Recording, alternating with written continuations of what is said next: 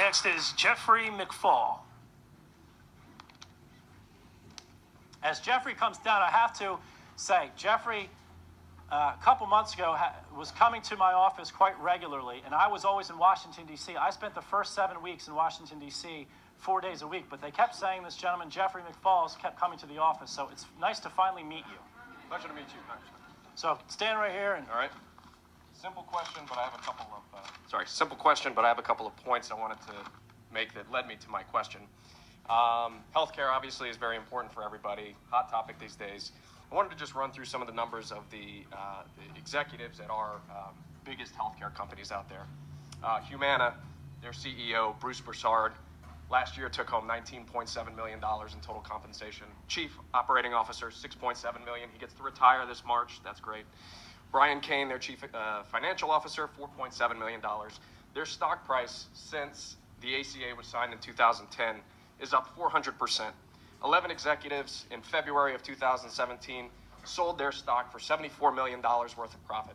Cigna, another major healthcare company, $49 million of total compensation for their CEO, David Cordani, $4.9 million for another executive, $4.4 million, so on and so forth. Aetna, this is my favorite one because you and our Senator Toomey on the other side of Congress likes to quote Mr. Bertolini, who took home $28 million last year in total compensation. He's the one that gets all the press for saying that the ACA is in a death spiral.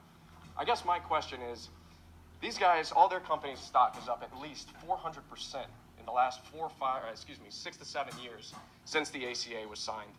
They tell us that it's in a death spiral because they can't afford to stay in these markets. What I see, and this is SEC material that they are submitting, they're doing awesome. I don't understand.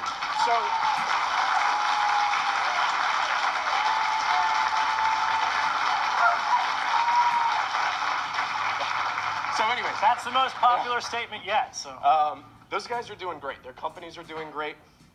So what we hear, though, is that they cannot stay in the individual markets because they are losing so much money. Again, stock prices are through the roof. These guys are making a pile full of money. So with all that being said, let's see here.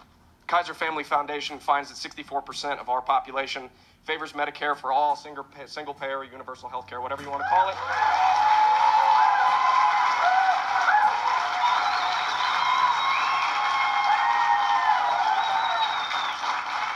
And a Gallup poll finds that 58% of Americans favor the same. So my question to you, Congressman, if a majority of Pennsylvania's 6th district that is here today, if your majority of constituents in our district favor Medicare for all, or whatever you want to call it, would you be in support of such a bill? Thank you very much, and it's a pleasure to meet you.